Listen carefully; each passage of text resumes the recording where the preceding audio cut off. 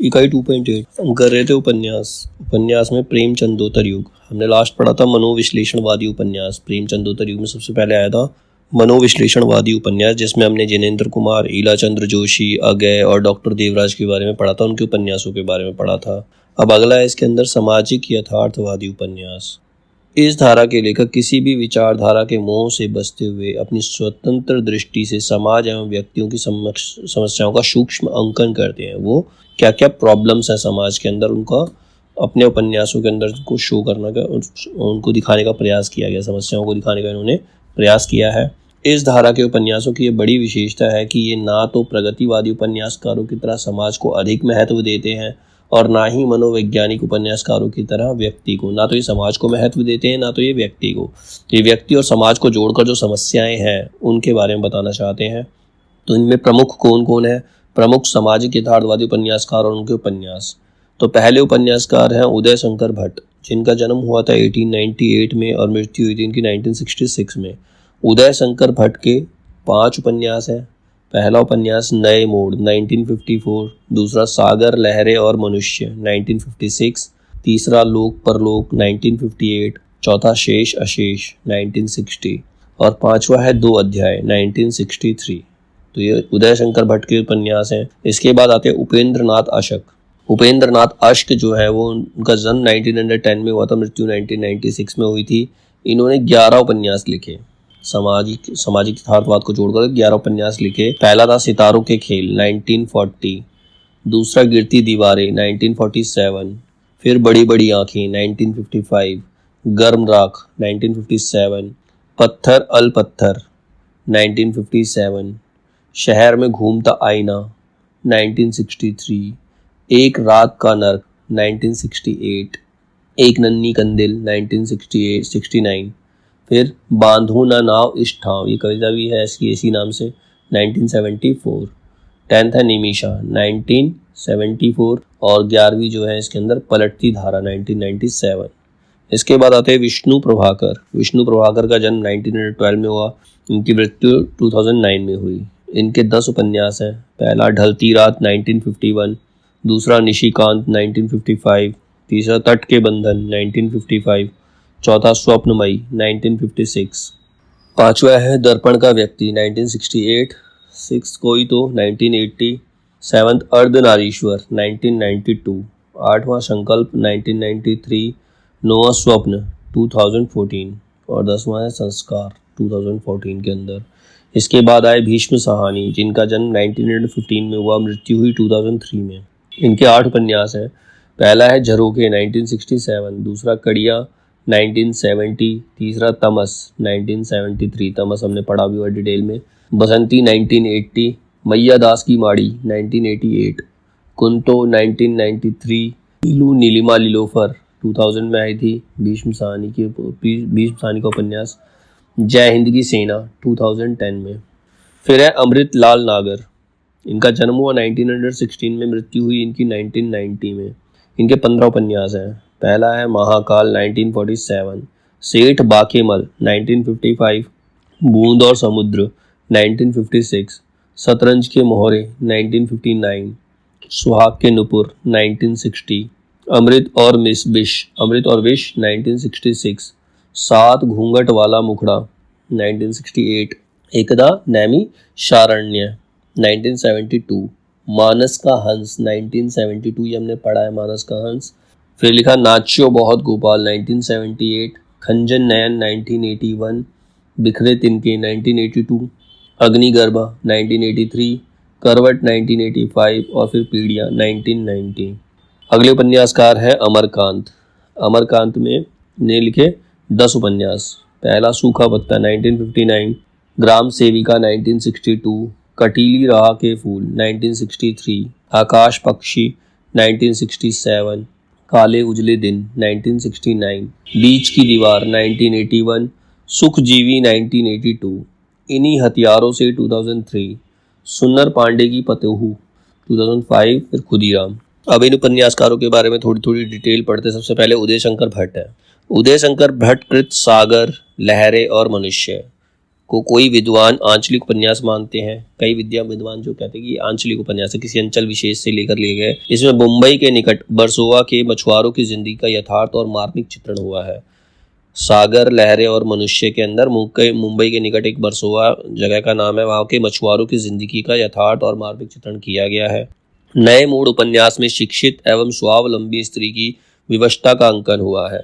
लोक परलोक में ग्रामीण जीवन पर आधुनिक सभ्यता के बढ़ते प्रभावों का चित्रण किया गया है। लोक परलोक जो उपन्यास है, इसमें ये बताया गया कि जैसे जैसे आधुनिक समस्या बढ़ रही है तो उसका प्रभाव ग्रामीण जीवन पर कैसे पड़ रहा है वो बताया गया है इसके अंदर। शेष अशेष में साधु सन्यासियों के पाखंड युक्त भ्रष्ट चरित्र का चित्रण हुआ है। इसमें बताया गया कि साधु सन्यासी जो किस प्रकार से भ्रष्टाचार फैला रहे हैं, किस तरह से लोगों को भरमा रहे हैं। फिर है उपेंद्र नाथ अश्क। अश्क के कई उपन्यासों का नायक केंद्रीय पात्र चेतन है। ये उपन्यास है गिरती दीवारें, शहर में घूमता आईना, एक नन्ही कंदिल, बांधो ना नाव इष्ठाव, पलटती धारा। इन्होंने गिरती दीवारों की रचना श्रृंखलाबद्ध रूप से की है, जिस पर फ्रांसीसी उपन्यास रोमा फ्लू का प्रभाव है। बड़ी बड़ी आंखें को सुमित्रा नंदन पंत ने गीति उपन्यास कहा है, मतलब एक गीत के रूप में उपन्यास लिखा गया है। गर्म राख उपन्यास में नायक जगमोहन के जीवन का अंकन है। एक रात का नरक उपन्यास अश्क के ही उपन्यास एक नन्ही कंदिल का एक अंश है, मतलब इसका एक पार्ट है।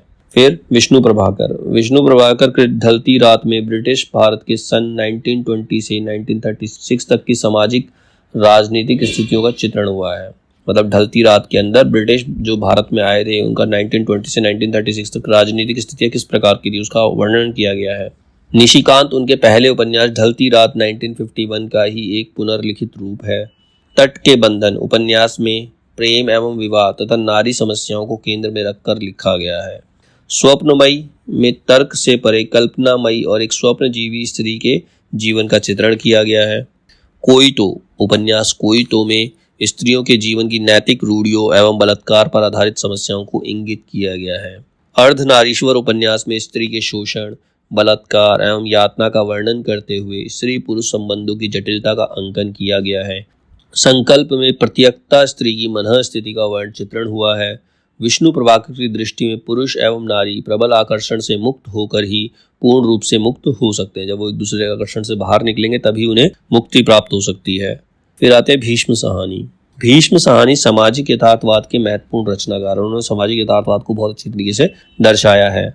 भीष्म साहनी कृत झरोखे उपन्यास में एक बच्चे के माध्यम से आर्य समाजी परिवार की संस्कारगत जड़ता का विश्लेषण एवं उसके प्रति विद्रोह की प्रेरणा दी गई है।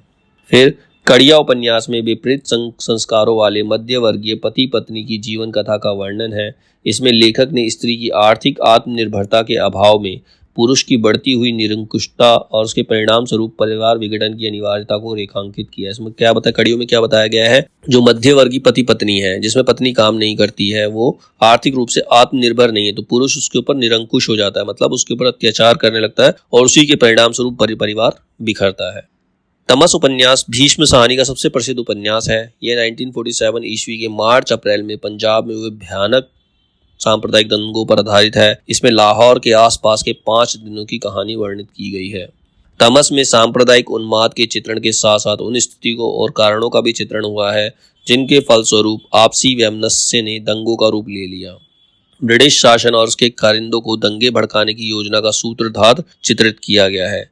इसमें दर्शाया गया है कि बड़े लोगों की स्वार्थ पूरक नीतियां जन समाज से सामान्य के जीवन से खिलवाड़ करके बड़े बड़े राष्ट्रों का इतिहास और भूगोल बदल देती है। फिर है बसंती उपन्यास। बसंती उपन्यास में महानगर दिल्ली में राजस्थान के अप्रवासियों की झुग्गी बस्ती में रहने वाली एक भावुक लड़की बसंती की कहानी है। उपन्यास की केंद्रीय पात्र बसंती शोषण का शिकार होने पर भी जीवन में आस्था बनाए रखती है और व्यवस्था से लड़ती है। मैया दास की माड़ी ऐतिहासिक पृष्ठभूमि पर लिखित उपन्यास है। इसमें सन 1840 से 1920, 1840 से 1920 ईस्वी तक के पंजाब के सामाजिक राजनीतिक जीवन का यथार्थ चित्रण हुआ है। उपन्यास में मैया दास, धनपत तथा हुकूमत राय के माध्यम से 3 पीढ़ियों की सामाजिक सांस्कृतिक चेतना के क्रमिक विकास का इतिहास प्रस्तुत किया गया है। कुंतो उपन्यास में नारी जाति की पराधीनता का अंकन हुआ है। इसमें विभिन्न स्त्री पात्रों के पतियों की पर स्त्री गमन की समस्या को उठाया गया है। नीलिमा नीलोफर में हिंदू मुस्लिम युवक युवती के प्रेम संबंध की कथा कही गई है। फिर है अमृतलाल नागर। अमृतलाल नागर ने 3 प्रकार के उपन्यास लिखे हैं। एक सामाजिक यथार्थ के उपन्यास, दूसरा सामाजिक राजनीतिक परिवर्तन के उपन्यास जिनकी पृष्ठभूमि 1850 से 1950 ईस्वी तक का समय है, तथा तीसरा लिखा है ऐतिहासिक सांस्कृतिक उपन्यास। तो 3 तरह के उपन्यास, इन्होंने 3 तरीके से उपन्यास लिखे हैं। अमृतलाल नागर कृत महाकाल उपन्यास में बंगाल के अकाल की त्रासदी का चित्रण हुआ। बंगाल में जब अकाल पड़ा था तो कितना भयानक दृश्य था, वो महाकाल उपन्यास में बताया गया है। महाकाल का अन्य नाम भूख भी है। बूंद और समुद्र उपन्यास को अमृतलाल नागर ने उपन्यास की भूमिका में देश की मध्य वर्गीय नागरिक समाज का गुण दोष भरा चित्र कहा है। बूंद और समुद्र में व्यक्ति और समाज के अंतः संबंधों का विश्वसनीय चित्रण है। उपन्यास लखनऊ के एक बड़े और पुराने क्षेत्र चौक पर केंद्रित है। इसमें भारतीय समाज के विभिन्न रूपों जैसे रीति नीति, जीवन दृष्टियां, मर्यादाओं, टूटती और निर्मित होती हुई व्यवस्थाओं का चित्रण है। उपन्यास का समय काल भारतीय गणतंत्र की स्थापना के आसपास है, मतलब 1950 के आसपास का है। डॉक्टर गोपाल राय ने बूंद और समुद्र को महाकाव्यात्मक आयाम का उपन्यास कहा है। शतरंज के मोहरे उपन्यास में 1820 से 1837 ईस्वी तक के अवध के क्षेत्र के जीवन का वर्णन है।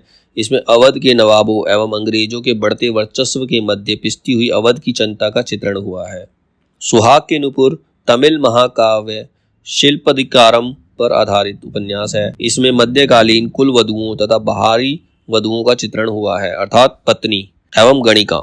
पत्नी जो है वो कन्नगी है और गणिका जो है माधवी है, उनके द्वंद्व को प्रस्तुत किया है इसके उपन्यास के अंदर, सुहाग के नुपुर में। अमृत और विश्व में स्वतंत्र भारत के 15 वर्षों के राजनीतिक एवं सामाजिक जीवन का चित्रण है। साथ ही एक संपादक के जीवन के माध्यम से तत्कालीन जीवन की जटिलताओं को प्रस्तुत किया गया है। 7 घूंघट वाला मुखड़ा उपन्यास के केंद्र में बेगम समरू का चरित्र है। इसमें स्त्री हृदय का अंकन हुआ है। एक दाने मिशारण्य में सांस्कृतिक पुनर्जागरण के साथ आचार्य भार्गव, सोमाहुति एवं नैमिष आंदोलन का चित्रण हुआ है। मानस का हंस तथा खंजन नयन क्रमशः तुलसीदास तथा सूरदास के जीवन को केंद्र में रखकर लिखे गए जीवनी परक उपन्यास है। मानस का हंस तुलसीदास के लिए के जीवनी है, जबकि खंजन नयन जो है वो सूरदास की जीवनी है। मानस का हंस हिंदी साहित्य की अमूल्य निधि है। इसकी रचना लखनवी शैली में की गई है। बीच बीच में अवधी बोली के प्रयोग से ग्रामीण झांकी का जीवंत एवं रोचक चित्रण हुआ है। इसमें तुलसीदास के जीवन संघर्ष को प्रामाणिक एवं क्रमबद्ध तरीके से प्रस्तुत किया गया है। यह उपन्यास इरविंग स्टोन के वॉन गॉग एवं माइकल एंजेलो पर आधारित उपन्यासों की याद दिलाता है। मधुरेश के अनुसार तुलसी के प्रसंग में नागर जी ने दोहरे विरोध का जोखिम उठाया है। एक ओर तुलसी के चरित्र को अखाड़ों और रामलीला के माध्यम से सामाजिक संगठन की परिकल्पना द्वारा हिंदूवादी आधार देकर लोगों द्वारा उसे गुरु गोलवलकर की जीवनी तक कह देने का खतरा उठाया है। वहीं मोहिनी के प्रसंग द्वारा दूसरे वर्ग के लोगों को तुलसीदास के चरित्र के अपकर्ष के आरोप के लिए उकसाया है। मानस का हंस में 3 स्त्री पात्र हैं। 3 कौन कौन है? चम्मो सहुआइन, विधवा राजकुमारी और एक रत्नावली, जो तुलसीदास के प्रति प्रणय भाव रखती हैं। तीनों को ही तुलसीदास से प्रेम होता है। खंजन नयन में एक तरफ धार्मिक सांप्रदायिकता का विरोध है तो दूसरी तरफ हिंदू प्रजा के प्रति मुस्लिम शासकों के व्यवहार में अंतर को उभारा है। सूरदास ने अपने जीवन के 104 वर्षों में इब्राहिम लोदी, बाबर, हुमायूं और अकबर का शासनकाल देखा था। खंजन नयन में सूर के युग का सर्वांगीण चित्रण हुआ है। कुंतो मल्लाहिन के साथ सूर की प्रेम कथा की बुनावट के कारण नागर जी को अनेक पाठकों की नाराजगी भी झेलनी पड़ी। नाचियो बहुत गोपाल उपन्यास दलित समाज पर केंद्रित है। उपन्यास की प्रमुख पात्र निर्गुनिया के ब्राह्मण युवती से मेहतर समाज में जाने की कथा वर्णित की गई है। करवट उपन्यास में लखनऊ के एक खत्री परिवार की 3 पीढ़ियों जैसे लाला मुसद्दी लाल और उनके पुत्र वंशीधर टंडन और पौत्र देश दीपक से संबद्ध कथा वर्णित है। करवट में वर्णित समय काल लगभग 1805 ईस्वी से 1905 ईस्वी तक का है। फिर पीढ़ियां उपन्यास करवट का अगला चरण है। इसमें खत्री परिवार की आगे की 3 पीढ़ियों की कथा है। इसमें 1905 से 1985 तक का इतिहास समेटा गया है। इसके बाद आते हैं अमरकांत कृत सूखा पत्ता में कृष्ण नामक युवक की प्रेम कहानी का अंकन है। आकाश पक्षी में स्वतंत्र भारत के समाज में व्याप्त अंतर विरोधों का चित्रण किया गया है। काले उजले दिल में परिवार में विमाता की उपस्थिति से नायक के व्यक्तित्व का विघटन दिखाया गया है। बीच की दीवार में एक स्त्री के अनेक पुरुषों के प्रति आकर्षण की कहानी कही गई है। इन्हीं हथियारों से अमरकांत का सर्वाधिक चर्चित उपन्यास है। इसमें नायक बलिया जनपद है। उपन्यास में भारत छोड़ो आंदोलन जो 1942 में हुआ था, भारत छोड़ो आंदोलन से लेकर स्वतंत्रता प्राप्ति तक के बलिया के सामाजिक जीवन का चित्रण हुआ है। बलिया एक जगह का नाम है। इन्हीं हथियारों से उपन्यास के लिए अमरकांत को 2007 का साहित्य अकादमी पुरस्कार मिला था। तो अमरकांत को साहित्य अकादमी पुरस्कार इन्हीं हथियारों से उपन्यास के लिए मिला था 2007 में। इन्हें श्रीलाल शुक्ल के साथ संयुक्त रूप से 2009 में ज्ञानपीठ पुरस्कार से भी सम्मानित किया गया था। तो ये सारे थे यथार्थवादी उपन्यासकार, सामाजिक यथार्थवादी उपन्यासकार।